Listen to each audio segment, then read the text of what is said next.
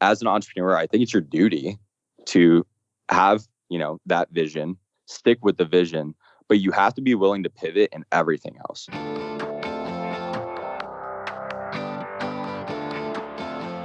Hey, my name is Felix Tia. I'm the host of Shopify Masters, a weekly podcast powered by Shopify, the easiest way to sell online, in person, and anywhere in between.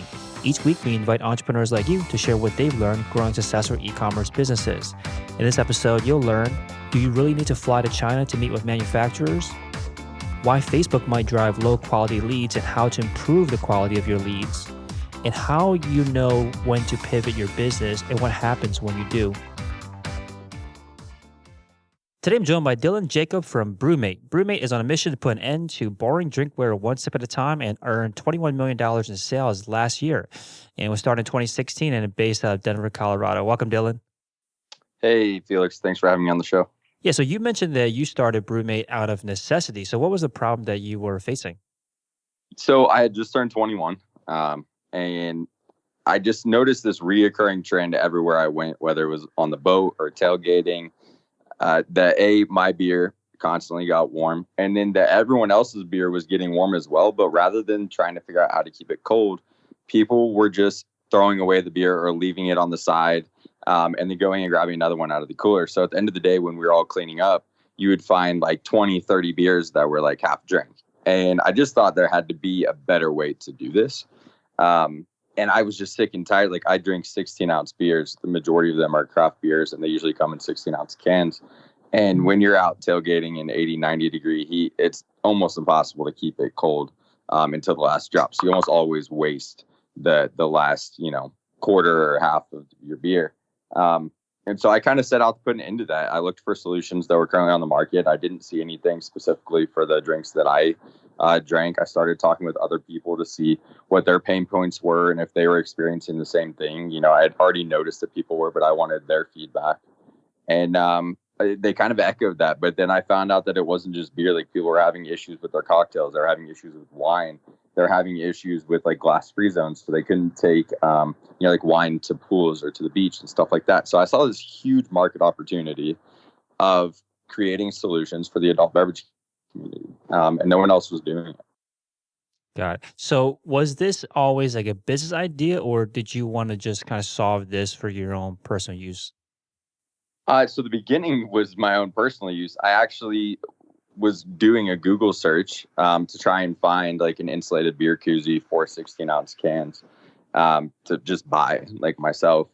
And I couldn't find anything. Like, I couldn't even find a neoprene koozie, which is the most basic standard koozie there is for a 16-ounce can, unless it was on like Etsy, which is like custom made. But from like a mass-produced product, there was nothing out there for that can size. And so, yeah, I set out to create this mainly for myself. But then the more that I talked to people, I realized that this was something that everyone else needed as well. Got it. Did you have experience starting businesses or creating products previously? Yeah, so I've started 2 other businesses prior to BrewMate, and I've had a lot of like side projects and stuff. So my first company I started was sophomore year of high school. So like 8th grade and 9th grade, I would buy up a bunch of broken devices off Craigslist. So like iPads, cell phones, stuff like that.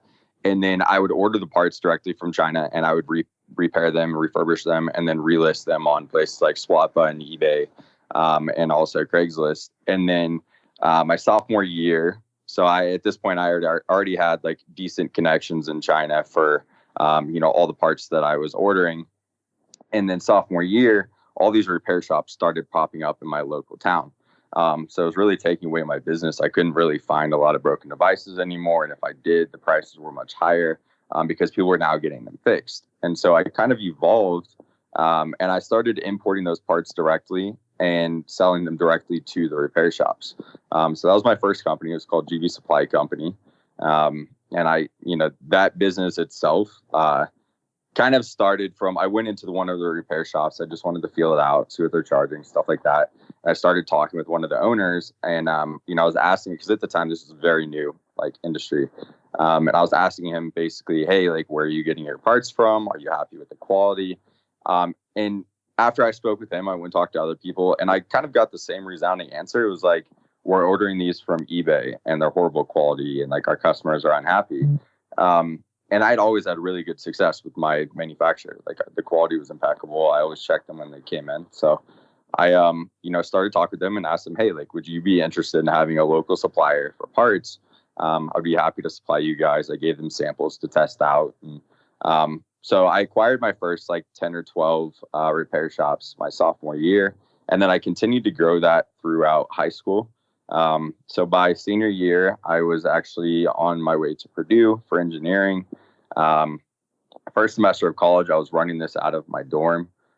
We were working with about 60 repair shops roughly across the nation. And then I took, first semester of college, I was on Christmas break and I was really overwhelmed. I was taking 18 credit hours and also running this business at the same time. And something had to give. And I obviously didn't want to just like shut down my business. So I took a semester off. And then I ended up getting a contract with a large repair shop. Sorry, I'm going blank right now. A large repair shop franchise called CPR Wireless. So CPR had at the time, I think 120 stores. We worked with our Midwest division, which was 40. So we went from supplying 60 stores to 100 overnight. And our revenue, increased significantly. And so I decided to just take a whole semester off of school and really just focus on the business and its growth. And then in May of 2014, so this would have been the same semester that I took off, CPR offered to buy me out. I sold the company to them. And then from there, I started my next venture. So I didn't really know what I wanted to do at the time.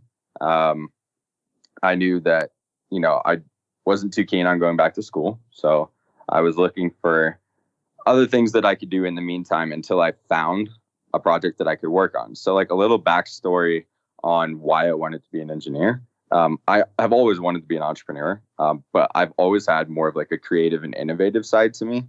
And so like creating these companies that are just kind of like white labeling or whatever weren't really fulfilling my like personal destiny. They were paying the bills, but it wasn't what I had seen myself doing. So I was going to Purdue for engineering. I wanted to do product development and design, and eventually, become an inventor and everything else. And then, so through my first and second companies, going to China, meeting with manufacturers, working with our engineering teams, I realized really quickly that I didn't need a degree to be like innovative and creative and to create a company that's like doing big things. And so like from each of those businesses, I always call them buffer businesses. So they were like just a buffer period of my life where it was paying my bills. I haven't had a job since I was 15. So I've always ran my own companies, had my own side hustles to pay my bills and everything else. So they're just like buffers until I found that right idea. And that's what BrüMate was. So BrüMate for me was like the ideal company. I had finally found an industry that was kind of untouched. I had found a product that didn't exist. I had found a product that personally, I was invested in because it was something that I knew I would use and I wanted. And it was also something that I was very, very comfortable in creating. I already had the idea for what I wanted it to look like and do and everything else. So I took a trip to China. I went and visited 3 different manufacturers for BrüMate. Had solidified on our first manufacturer. And then from there, we kind of started working on the prototyping and MVP phases of the company. And yeah, so second company I can touch base on a little bit, but like long story short, I took the money that I had got from selling GV Supply Company. I bought a house to rehab and fix it. I spent about 11 months doing that. And in the process, I had noticed that, when I was working on the kitchen, I was working with some interior designers and stuff. And they echoed the same thing that I saw, was that like no one was creating really colorful and vivid glass tile options for like kitchens and bathrooms. And that's becoming more of a trend that you're seeing with paint colors and everything else inside homes. But tile didn't really reflect that. A lot of it was really boring. So I had created a company called Vici Design. That was a glass tile company. We imported like subway tile, kitchen and bath tile, stuff like that for commercial and residential remodels. And then we had the largest color selection in the U.S. So we had over 30 different colors available. I had landed contracts with Wayfair and Overstock, so we did a lot of drop shipping with them. And then we worked with a lot of like local tile showrooms and did a little bit of sales on our website. But each company that I had kind of taught me new elements to entrepreneurship that I didn't know before. And without those previous companies, I wouldn't have been able to start BrewMate. Like once I had that idea, I wouldn't have even known where to start. But because I had, experience with sourcing, experience with design, experience with importing, like all the things that people look at when they're looking to start a business and it scares them. They're like, I have no idea how to do this. I don't even know who to reach out to. Those companies like taught me that. Like it was like school for me, kind of. Mm-hmm.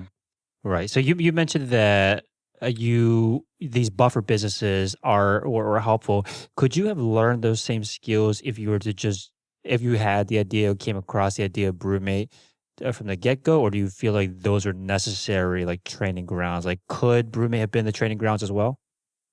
Yeah, so BrewMate definitely could have been the training grounds, but I'm afraid that from an innovative standpoint and also like an invention standpoint, it's very like okay. So for instance, if you're starting a company and you want to start a clothing brand, right? Like it's not too hard to source a manufacturer and kind of create your own designs with them based on things that they already have built out. And that's something I feel like you can kind of just jump into and learn as you go. But for me, like the actual design portion of BrewMate was very new. So if that was my first venture, combined with the fact that like I wouldn't know how to import, I wouldn't know how to source a manufacturer, I wouldn't know how to do like any of the basic fundamental steps to like start a true business, it would have been very, very hard for me. And it would have taken a much long time period for me to actually get to the point where we're at now. I got it. So basically, the skill sets that you learned in the buffer businesses were kind of like table stakes, and then it allowed you to free up the time, energy, and capital to focus more on the new skills you had to learn, which is around building this brand new, never before product. Yeah, exactly. Mm-hmm. So, what are some of the most important skill sets you found that you needed to build a more consumer-facing brand? Because it sounded like before BrewMate, you were doing some B2B, and then before that, you're kind of selling these white labeled, like you mentioned, solutions.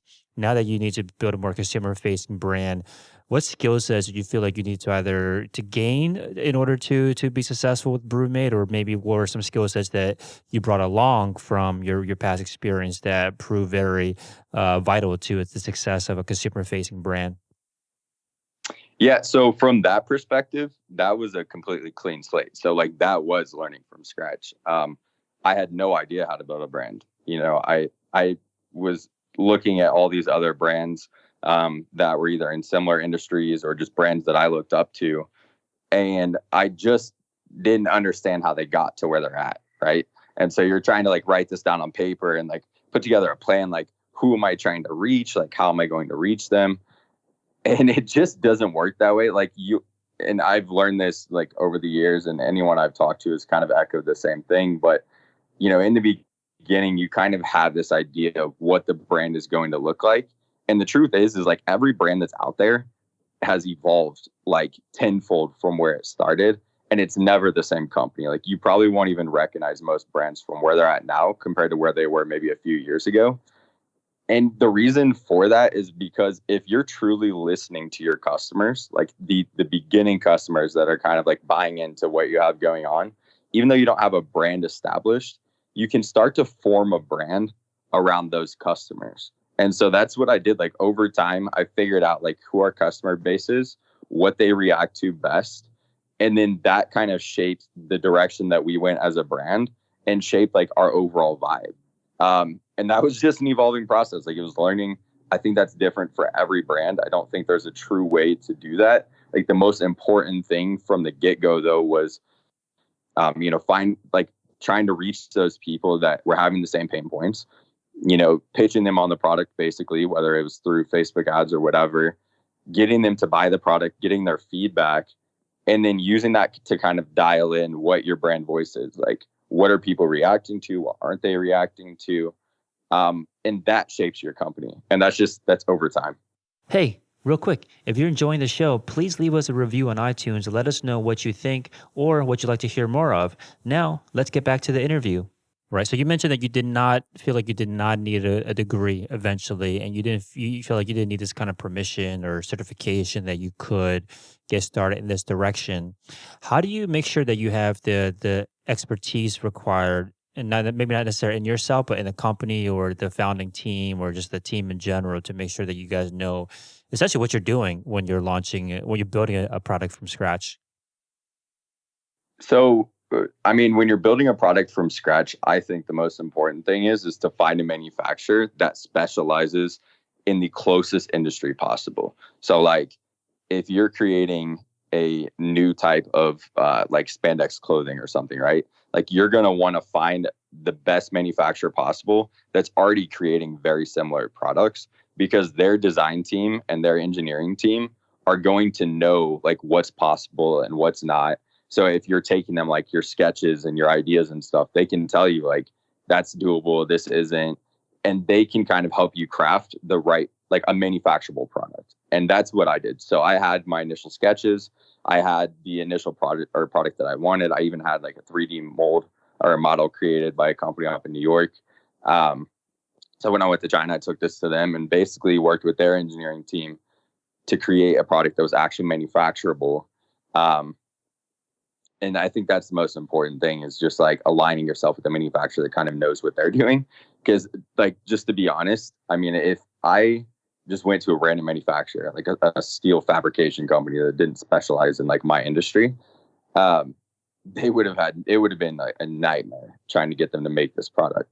And with the way that I did it, by finding someone that aligned like very, very closely, it was a breeze. I mean, don't get me wrong, it took a long time. There was a lot of different design changes and stuff like that.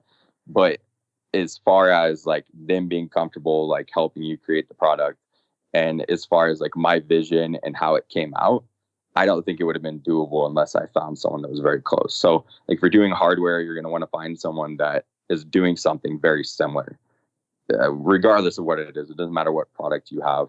Just try and find someone that's kind of doing something similar. And then generally they can like, they have their own in-house teams that can really help you bring that to life and kind of set realistic expectations as to what's possible for your product and what's not, and how long it would take to manufacture and what the cost would be and stuff like that. Right. So you don't have to learn this yourself necessarily, or figure it out yourself, or hire someone even. It's if they are your client, if you are their clients, they're going to be inclined to help you make sure you're successful. They don't want to invest their time in something that's not going to have longevity. So you went all the way to China to meet with these manufacturers. And I think that step is sometimes not on a lot of entrepreneurs' radars, like actually physically getting up, buying a plane ticket and flying, if they're from the US, flying to the other side of the world. How necessary is this for an entrepreneur, like to take this step of going to China and meeting with manufacturers? Traditionally, like let's say you order 1,000 units from your manufacturer, you'll usually have to pay around 30 to 50% upfront, and just for a starting base to get that manufactured. And then once it's done, you'll pay the other remaining balance before it actually ships out. And so I was able to negotiate 10 and 90, which means I paid 10% upfront, and then I paid 90% before it shipped. What that did for me in the beginning, we did a lot of pre-orders. So I could put 10% down, and the 60 days that it took to manufacture, I would work on getting all those units sold, and then I would use that money to pay off the remaining 90% balance, because I didn't have the 30 or 50% up front to like invest in this in the beginning. And I told them, I was like, hey, listen, like, we'll do a couple trial runs on this. If I can prove to you that I can do this, then we'll continue to do this until we get to a better point.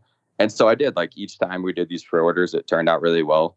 And over time, we've completely changed that. So now, like, we have a huge line of credit. I don't even have to pay anything until it's been here, landed in the warehouse, and then I have 30 days to pay it off. So, like, over time, I've been able to negotiate. And because of that, our business has been able to flourish. We've never had to take any investment. We've never had to give away any portion of the business. And I don't think I would have been able to do any of that without going there physically and meeting with them and building those relationships. Got it. So building the personal relationships was the biggest win for you for doing this. Maybe the question then is around timing. How much of the business or product do you feel like you need to have realized or developed before taking this step? Because it might not, might have like, 10 ideas. You can't fly China for every single one, right? How do you know how far along your business before it makes sense to go out and meet with manufacturers? So when I went to China first to so in my previous businesses, I had already been to China. So this wasn't my first time going. At this point, when I went to visit, it was to visit a few different manufacturers. I just wanted to see what the facilities look like, what type of clients they were working with, and stuff like that. That was to figure out who I wanted to work with. I didn't visit, like once I figured out who I was going to work with, I didn't visit again until we were at a place where we were ready for like actual production. And so the timing between that was basically creating like a very crappy prototype that I worked with their engineering team to make. So like just to give you an idea, the end mold that we ended up using like at the very end for most of our products range from like $25,000 to $30,000. The prototypical mold that I used was only 3. And so what they did was they just created a very no frills design that worked with 16-ounce cans. It served its purpose. It didn't look very good, but they also, I again negotiated with them. Generally you have to order like 1,000 plus units. I negotiated 500 units for our first run, so it was only at like $1,000 investment total. I got that in. I started running Facebook ads. I started talking with local breweries that were selling 16-ounce cans to see if they put this on their shelf for their customers. And a lot of this I did before we actually pulled the trigger on production, especially like working with the breweries. That I had already had a few different breweries that committed to like basically stocking this on their shelves and pushing it to their customers to get their feedback on the product itself and see if it's something that we wanted to really invest like this large sum of money into. And that is what like generally is called like your MVP. So it's the minimum viable product. It's proving the concept before you go into like a large manufacturing run or waste a bunch of money on a product that may not sell. And so the only real way to do that is there's 2 different ways actually. One is creating a really like generic basic version that kind of does the main core concept. So in our case, that was holding a 16-ounce can. Or you can do, when we did this for one of our other products, we actually had a digital render created. And then we had like lifestyle imagery and stuff created with those digital renders.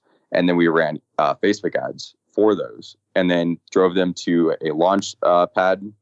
And then from there, they just inputted their email. And basically it said, we'll let you know when this is ready to launch. And so that was for our next product. That was the Wine Slater. And this was kind of the same thing. So timeline here was we started working on the minimum viable product for the Hop Slater. Got those 500 units in. They sold out in like 2 weeks. So like concept proven for the most part. All the feedback I got was great. Pointing out a lot of things that I already knew, that were flaws in the design and stuff. And again, this is just a generic version. So we started working on, and this is when I went to visit again, I started working with the design team there to create the finished product. So the initial concept for the Hop Slater Trio was to just fit 16-ounce cans. Our final product was actually designed to fit 16-ounce cans, 12-ounce cans, so it has an adapter. And then we also created a lid. So we patented this process, both design and utility, but we own the patent on the idea of using a koozie as a drinking vessel. So our Hop Slater can be used as a pint glass or as a beer koozie. You can actually pour the drink directly inside. It comes with a lid. And in order to do that, like we worked on 12 different variations of this. So tons and tons of time went into doing that. And we didn't actually launch it for another year. And in the meantime, I didn't want to just shut down the company. I had all these other ideas I wanted to work on. So I picked the easiest one. I met with our design team. I said, here's all the things that I want to do. Which one's going to be the cheapest and easiest to make? And they said the Wine Slater. So the Wine Slater is our wine canteen. Holds a full bottle of wine and keeps it cold for 24 hours. They basically said, hey, listen, like this is going to be super easy to make compared to all the other things you want to do. And, we'll work with you again on like small minimums. And we'll also comp 50% of the mold cost for this one. Like we really like this. We think it'll work. We'll comp 50% of the mold cost. So for me, that was like a no-brainer. It's like, okay, so, obviously we're still working on the Hop Slider design.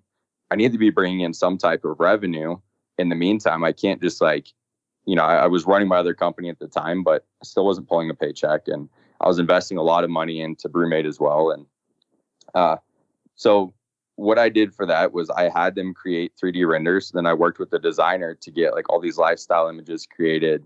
And I started running the lead generation as I was telling you about. I collected 7,000 emails. So we placed an order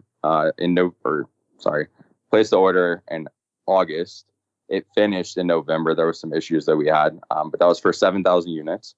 And then we launched it in November. So November 23rd of 2016 is our first true production launch. So that was 7,000 units, and it sold out in around 14 days, like 2 weeks. We were completely sold out of everything.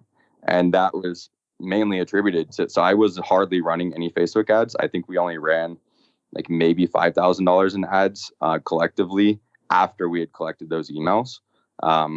So those 7,000 emails that we had collected, basically, I think we had a conversion rate of close to 30% that ended up buying from that list. And for me, that was our first like true win. That was when I was like, we had went from doing, a few $1,000s in revenue to $250,000 in revenue in the span of like 2 weeks. That's amazing. So you did, was this the approach where you got the digital render and you drove ads to the opt-in page, or? Yeah. Okay. So yeah. Is that an approach that you would continue to take in today if you were to launch future products, just to get a digital render created and then drive ads to a email sign up? Well, okay. So now we have a really cool tool, and we're one of the only brands that I know that do this, but we have a private Facebook group. It's about 7,000 members, and they're all our VIP customers. So that means they've spent more than $250 with us. And so now, instead of having to run lead ads, we basically have this private group where we post those renders and say, hey, like, what do you think about this? What do you like? What don't you like? And so we don't have to do anything like that anymore. We basically get to use like our 7,000 best customers as a focus group for every product we launch, every color we launch, new product ideas, feedback on customer service, new website, like whatever it is, like they're there. And I interact with them on a personal level. So like I have a few moderators in the group that are honestly just employees that give them in-store credit every month, and they kind of moderate, yeah, we have 7,000 members, so there's a lot of stuff going on. I was gonna say, so for people out there that might not have 7,000 customers as a focus group, when you took this initial approach of driving people to an opt-in page, and you were launching the product and sending them emails, what were you looking for though to determine if you should move forward beyond just the digital render? Like, did you look for a certain number of opt-ins or a conversion rate on the sign-up page? And what were you looking for to say there is some potential behind this? Yeah, so I was very new to Facebook ads, and I was running these myself. So mind you, like Google degree here, I was over here Googling like blogs and everything else, Reddit posts, whatever it was, on how to run generic Facebook ads. And for me, like I didn't know a lot, and I wouldn't use the same method in the future. So anyone listening, like this probably isn't the best thing to do, but it was just about the cost to get people to input their email for me. And what I've learned over time is just because people, like, I got very lucky with this. A lot of times Facebook can drive like low quality leads. So you might get, 10,000 emails, but you may only get a conversion rate of like 1%, 2%. We've seen that with other brands that I know. In our case, like I got 7,000 emails, and, in my mind, that was a win. That was like, wow, 7,000 people stand behind this product and like want to buy it. So I ordered 7,000 units. That was the logic I used. Mind you, again, we hadn't really launched any product like this previously, so I didn't know the rules or like what to even look for. So for me, it was just like, we're getting these. I think I only spent like $5,000 or $6,000 to get those 7,000 emails. So, like, it was very cheap. And in terms of what I was reading for what was good, like we were doing like way above what was normal for lead generation. And so that was just a win in my mind. Would I recommend other people doing the same? To an extent. I mean, it's kind of like the Kickstarter model, right? Like people who use Kickstarter and Indiegogo, a lot of them are using 3D renders, and they're using Kickstarter and Indiegogo to prove the concept. so they can like fund, and it's basically like a pre-order, but you're funding the idea, you're funding the manufacturing, you're funding the molding, but you're also proving the concept. So they're not taking the risk of ordering, 10,000 units and then figuring out how to sell them later. They're making sure that people actually want the product in the beginning. So like Kickstarter and Indiegogo might, like, from my point of view, might be a better option. I haven't worked with those platforms. My biggest thing with them was just the revenue that they took away. I wanted to have control over that. And I don't know. I wasn't familiar with them. And I was a little bit more familiar with Facebook ads since I had started working with them in the beginning for like the Opsider Trio and stuff. So I just kind of ran it that way and it worked. I wouldn't do it personally moving forward just because, again, like a lot of times you get low quality leads from those. People do really well with them. A lot of people even do those for Indiegogo and Kickstarter campaigns. They'll run lead generation campaigns on Facebook. But for the most part, like, I honestly would just recommend getting out there and talking to your ideal customers. Like, people are very scared to kind of tell people about what they're working on because they're scared they're going to steal it or whatever the issue is, or it's just not ready to show people. It's so crappy. Like, I'm not 100% sure on it yet. You know what I mean? Mm-hmm. So how do you know? How do you make sure that Facebook is not just driving cheap leads and instead like driving actual buyers onto your email list? Are there things that you can do based on your experience? Yeah, kind of. So you can do interaction email campaigns. So like, let's say you collect 1,000 emails first. You can send out an email blast to those customers and see what like the open rate is, what the interaction rate is. You can run like surveys, whatever it is, just to see like how interactive these people are. If you like, let's say you send out an email to 1,000 people and like your open rate's like 1% or like 5%, and then like your interaction rate or whatever it is that you're doing is super, super low, then you know that those are kind of low quality leads. There's not a great way to figure out if they're going to convert into customers. But the idea behind it is that like if they are actually opening your emails and interacting with you, then they subscribe to your email for a reason. Like they are generally interested in your product or whatever you're offering. And that's kind of the like low level way to test. But you can't just like apply that and go, well, 10% open the emails. That means 100 people want to buy the product, because that may not be how it works. But that is like a very like good way just to kind of gauge what kind of traffic you're getting. And you can do that like every week. So you can kind of switch up the lead generation campaign that you're doing. And then test like the segregated data. So like, if you were advertising to one audience and you collected 300 emails, then you can segregate that into one email list. And then you started advertising to another audience and you can segregate that to another email list. And then you can send all of them emails, see what the open rates are, the interaction rates, whatever. And then kind of figure out what audience is responding the best and then scale from there. So there's like different ways to do it. But I still think, like, aside from that, from a low level, before you even start doing that, just talking to the customers. So like figure out where your customers would be, whether it's on an online forum or like a subreddit or whatever. And just like pitch people the product. No one's going to steal your idea. So just pitch people like, hey, I'm starting to work on this. Like, most people are going to be super supportive and they're going to be honest. Like, they'll tell you if they think it's a bad idea or if they think it's a good idea, but it should actually be doing this or whatever it is. But that's like a very low level way. Other ways to do it. So I went on to Amazon and I looked for similar products and just read Amazon reviews. So I would read reviews all over the web, whether it was Amazon or wherever, for either what people were doing wrong with products that existed or for product ideas. So like a lot of customers will comment on Amazon and go like, this is great, but I wish it did this. And I compiled a bunch of data from that. Like, okay, what don't people like? And then also, what are people looking for? And that was how I shaped a lot of the products that we have, was just based on customer feedback in the beginning, because I didn't have like this big customer base. I didn't have a private Facebook group. So I had to be crafty. Like, I posted on Reddit. I posted in subreddits, like the beer subreddit. I posted in like, this is why I'm broke. I posted it just in general, like I think technology, a few other places, the entrepreneur subreddit, like all over Reddit. I went on Amazon. I looked at reviews for hours and hours and hours and compiled data on like what people liked and didn't like. I read Google reviews. I went onto websites and read blogs on like what people were like, just search for keywords that were related to the pain points that I noticed. And I compiled all this data, and basically that for me proved the concept, even before I started doing the lead generation campaigns, because I wouldn't have invested the time to do those if I wasn't confident in the first place. So that wasn't really the first step. The first step for me was proving the concept. Second step was to start doing lead generation campaigns before we actually placed the order. And then we did the pre-orders to fund everything. So kind of like a Kickstarter model, but without Kickstarter. From that perspective, and then use that to fund that, got them in before Christmas, shipped them out to everyone before Christmas. And then, that was like the beginning. Yeah. So you're saying like before you even invest a bunch of time and money into driving a bunch of leads, like start by just talking to customers.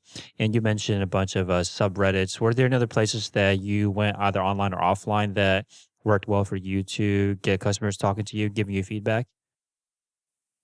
No, I didn't find anything specifically related because it's hard for like the adult beverage industry. There's not a lot of good forums.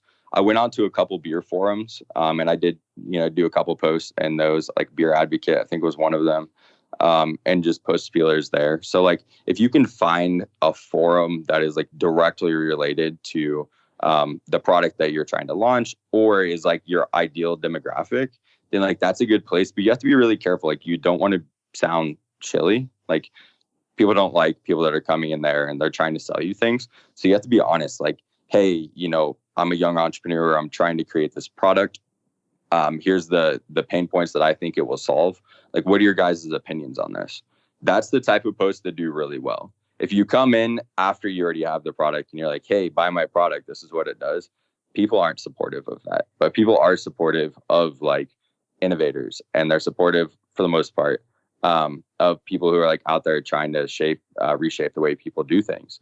And so a lot of times you'll find like these forums are great tools. Like, and especially you don't want to make your first post about that either. Like, I was active in all the subreddits that I was in, commenting, interacting with people. So like, people saw that I wasn't just there to ask one question and leave, because that doesn't feel very like real either, right? People don't want you to come in, get their advice and leave. So you really have to kind of be careful on how you do things like that. But as long as you're genuine and you're there and people realize that you're there just to kind of get their feedback, and you're not trying to sell them anything, and you're genuinely curious and you're trying to solve something, like, you'll get good feedback. And so for me, I know I kind of jumped around, but like, that's what I did in the beginning with the Hopsulator and everything else before I even started doing the lead generation campaigns. It was just different because with the Hopsulator, after I had gotten the feedback, I decided to do the MVP. But that was because I knew that I didn't have the money yet to like pay for the molds for the final product. With the Winestallator, it was a cheaper mold to create and it was much easier. So I had the money to do the molds, and they were going to help me on the mold costs. So I was basically in a position to place an order, but I didn't want to place an order without proving that people actually wanted it first. And I had no idea how many to order and everything else, right? So that was why I did the lead generation campaigns, because I was out there talking to people. I already knew they wanted it on a small scale, but I had to prove that people wanted it on a large scale before I placed this order. And so those campaigns kind of did that for me. Like, I collected those emails, and we didn't send out any test emails. I didn't really test any of that. I didn't know how to do a lot of that. Again, learning process. And it worked out well. The hindsight's obviously 2020. That could have been a disaster. So just, Right. I mean, I like that approach of it, that it's not enough to get that customer on your list, but then see how much further you can take them, see how much further you get them to commit to learning more about your products and interacting with your emails, maybe even driving them to a pre-sales page or something like that if you wanted to really get it as far as possible to find out if they would willing to trade their dollars for your product. So you mentioned that you're going out there talking to customers, and this is super important, I think, that what you're bringing up. What kind of feedback, was there any feedback that really sticks out in your head that changed the direction of the business or the product? So feedback itself, not really, in terms of the product, but what happened was I was originally running those Facebook ads for the Hop Slater and stuff like that to get rid of those 500 units and like get our first like few hundred customers on board. And it was really expensive to acquire the customers for the Hop Slater. And when I started selling the Wine Slater, it was really cheap. And over time, what I realized was, and so in February of 2017, we launched our insulated wine glasses. And this only further proved my theory was that women were much, much cheaper and invested to advertise to, and they were much more invested in the brand. And so that's what shifted the direction of the company from, obviously I'm a male. I understand the male demographic fairly well.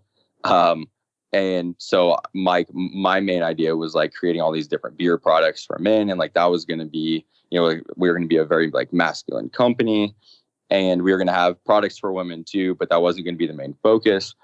And then over time, every single time that we would do a pre-order or launch for anything that was related to like wine, it did so well. Like, it was super cheap to like drive these conversions. The customers went bonkers over the product. Like, we would get like 20,000 shares on posts on Facebook. And that to me was like, okay, I had been advertising to the wrong demographic the whole time, and I switched the whole direction of the company. We make products for everyone, but if you look at our website, at our social media, who we actually cater to is largely women. Men love the product, but men are very hard to get on board to make an impulse purchase like this. With women, it's easier to kind of get the initial conversion, and then we can build that like brand rapport with them to where they're invested in the brand and they're telling friends and family about the brand, and they're buying products for their husband, or their husband has seen their products in use, or their significant other, whoever, has seen these products in use and is like, hey, like, I want one of these too, or whatever it is. And we've kind of built out the brand that way. And now, obviously that's changed. We advertise to both men and women. We have like a very large audience pool now. But in the beginning, like, as a small company, you kind of have to do what's most efficient. And for us, we didn't have investment or anything like that. So for us, it was like, how can we drive the cheapest conversions possible and make as much money to continue to grow? And that's why we went the direction we did. So the customer feedback was more about customer reaction to the type of ads we were running, the different copies we were running, the visuals. And what we just noticed was that women were reacting to the brand and they loved it. And so that was the direction we decided to go. Got it. So it's much easier and cheaper to get the sale with this new demographic. So you pivoted the marketing towards women. So when you do have to change this up, because you were initially marketing to yourself, right, into the demographic pool that you were in, now you're into new territory that you maybe didn't know as much about. How did you, I guess, bridge that gap? Like, I'm assuming the content is not going to be a lot different, the content that you maybe never created before. How did you make sure that you were able to kind of gracefully land into this new demographic and the way that you're messaging and marketing to a new demographic?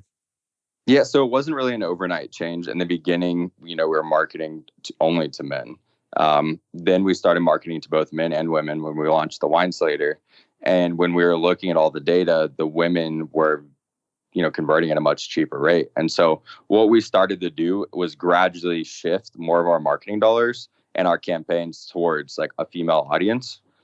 And with that, we just started we would run different campaigns. So we'd run some for men, some for women, some for men and women, with different copies, visuals, whatever. And just over and over and over, it kept proving our theory that like women, they love our brand. Like they just resonate with the brand. They understood the direction that we were going and what we were trying to solve. And so it was just an evolving process. I mean, we didn't fully completely transfer over to like a very feminine company for almost a year. So it was like an evolving process. It wasn't overnight. It was just something that we noticed over time, and we slowly changed our copy and visuals to match what was working. If we had a visual that was geared towards women and it worked really well, then we would continue to try and create things similar to that, and recreate that for different products or new product launches. Same thing with our copy. Like, we keep track of all of our best performing copy, and then we try and emulate that in our other products and stuff. So For us, it was just a slow process. And bridging the gap was more about just trial and error and figuring out what works and what people are resonating with and what they're not. And over time, we just figured out that women were our target demographic. And it was largely like the gift buying demographic, which is like 30 to 55. So you didn't have it perfect right off the bat when you made this switch. I'm sure it was like a process where you were creating things that you thought the demographic would like, and some things worked, some things didn't. Over time, you refined that. I think this is a really important point because there's two sides to this, right? One is that you should, as an entrepreneur, it's your job to have ironclad vision. Nothing changes that. You move forward and don't kind of flip flop back and forth. And you're saying that what really made a big difference for your business, what probably led to the $21 million in sales last year, was your ability to recognize that there was a new market that was way easier to get access to. How do you know, what signs are you looking for and to determine if you should stay the course versus adapting? Okay, so a lot of people say that like as an entrepreneur, you have a huge risk to fail. And I don't believe that. I think that every entrepreneur has micro failures, like a lot of micro failures, which are kind of like me marketing to men. That was a micro failure, right? Then you have like complete failures, which are like you're ignoring all of the warning signs and you're just hell-bent on advertising to this one demographic or whatever it is. And you're not willing to change your vision, even though all the signs are telling you that you're wrong. That's when you see people like catastrophically fail. As an entrepreneur, I think that it's your duty to have, that vision, stick with the vision, but you have to be willing to pivot in everything else. So for me, I knew I wanted to create all these insulated drink containers for the adult beverage community, but I was fluid in terms of being able to change the direction in every other facet of the company. So if I got wind from customers that we were doing something wrong, or our data said that we were doing something wrong, I was immediately trying to figure out what we were doing wrong and how we can fix it.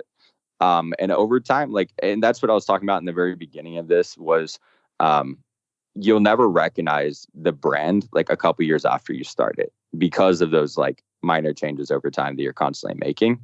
And you'll see that with almost every company, like they're completely different because over time, they're figuring out like, okay, this audience doesn't work. This audience does work. These types of visuals don't work. These visuals do work. This is our target audience. Here's what they like to see. And over time, you almost establish like a brand book, and we have an actual brand book. It's like 50 pages long, but it's all the things that we know people love about our company. And those have just been over time, just listening to customer feedback, gauging their reactions, looking at the data. And for us, that's how we kind of shape that. You just have to be willing to listen. Like your customers, especially the beginning ones, are always going to be very vocal. Like they'll send you, and especially if they know you're a new company, they'll feel much more open to reach out to you and say, hey, I got this product. I know it's new. I really like it, but here are the things that I don't like about it. That's kind of the product phase. So that's the feedback that you need to listen to create the perfect product. But you also need to listen to the customer in terms of like looking at how they're reacting to your visuals, whether it just be through like what you're posting on Instagram or Facebook or how your ads are performing. And this isn't directly talking to the customer, but this is more seeing how they're interacting with your brand. So like if you post 10 things on Instagram and you see one post is doing, super, super well and the rest aren't, look at that post and go, okay, what about this made everyone interact with us on a much higher scale than they did with everything else? And then take that and try and emulate that in every future post that you do. And if you can like use that mindset in every facet of your business, like you'll be successful. I mean, that's the one thing every person I've ever talked to, their business again changed drastically. And it was just because they're willing to change and they're willing to listen. They're willing to take criticism. That another thing, like to be very humble and open to the idea that the product you're starting out with isn't going to be the product you're going to end with. And it's also probably honestly like not very good. And people are going to tell you that. And you can't get like hurt by that. You have to understand that nothing's ever perfect on the first try. And the only way you can reach perfection is by listening to that customer feedback to create the perfect product. Got it. So when you say listen, sometimes it means them telling you directly by emailing, calling, customer support things, or sometimes it's the data, like the sales all of a sudden are way easier to get. And sometimes it's just lots of engagement on your post. And then it's up to you as an entrepreneur to determine or infer what is it about this that took things off. Is that covered kind of the basis for where you listen for customers? Yeah, even like Amazon reviews. Like I know a lot of people are sketched to put their product on Amazon in the beginning, just because they don't want those low quality reviews. But if you can kind of convey that it's a newer product and you put like version 1 or whatever, people generally will leave bad feedback. That's fine, because you can release a new product with a different SKU and call it version 2 or like whatever it is. It's new and improved, but you can use those reviews to gauge like what people like and they don't like about the product. I did the exact same thing. But then on the flip side, yeah, I mean, you should be in any product that you're launching, you should be an expert at it. Like you should already know the industry better than your customer. You should know what they want, but you're not going to know everything, right? And so it's your job to kind of look at everything collectively and figure out what you're doing right and wrong. And yeah, you have to infer, but like you should be able to do that if you are truly an expert at like the industry that you're working in. Like you shouldn't just start a company just to start a company. Like it should be something that you're passionate about and you know about, because if your customers know your product better than you do, like that's a recipe for disaster, because they're just going to be ripping you apart constantly. And that's kind of okay. I mean, if you're in that position and you did start a company or created a product that you didn't know a ton about and your customers just ripped it to shreds, you can still use that data. Like, okay, they know more about it than I do. I need to re-educate myself. But now you can use that feedback to continue to create a good product and continue to learn. Right, going back to the listening and learning. That's awesome. So brewmate.com is the website. I'll leave you this last question. What has to happen this year, 2019, for you to consider the year a success? So last year was kind of a year of growth. With that, we went from $2 million in 2017 to 21 in 2018. And we did that without any investment. So a lot of that was taking things like Shopify Capital loans, PayPal loans, all these different avenues that were willing to offer us money based on our historical sales data, where like a traditional bank wouldn't, because we weren't old enough as a company. And because of that, like our profitability suffered. We were so focused on growth, we weren't really focused on profitability. This year, it's about like safe growth and profitability. And we're still doing new testing. We're testing out podcast ads and a few other avenues. But for us, it's about really dialing in the brand. So we just launched like a new wholesale website for our retail partners. We're trying to grow that. We're launching a new website on brewmate.com that's like much faster. And we've done a ton of testing to increase conversions. And we hired a copy team to like constantly change copy and stuff like that. So for us, it's just like we built this great brand. We have a huge following. We have great products that are on the horizon and that are already launched. And now we're just kind of dialing everything in and trying to like bring it all up to speed. Because when you go from 2 to 20 million, like your infrastructure kind of suffers. And there was just a lot of things that we didn't do last year that we should have. So we're like redialing in all of our emails for like our email list. We're redoing our website. We're launching blogs. We're doing cocktail videos. We're being more interactive with our customers. We're growing our social media. Like those were all kind of things we didn't focus on last year. Last year was like sell, sell, sell. This year, that is still a big focus for us. But now it's about like really creating like this real brand and interacting with the customers and like building something even bigger, right? Because if you can grow everything else around your company will grow organically. That's honestly kind of the plan for this year. It's just really focus on those things. Awesome. Thank you so much for your time, Dylan. Yeah, no, thank you, Felix. Thanks for tuning in to another episode of Shopify Masters, the e-commerce podcast for ambitious entrepreneurs powered by Shopify. To get your exclusive 30-day extended trial, visit shopify.com/masters.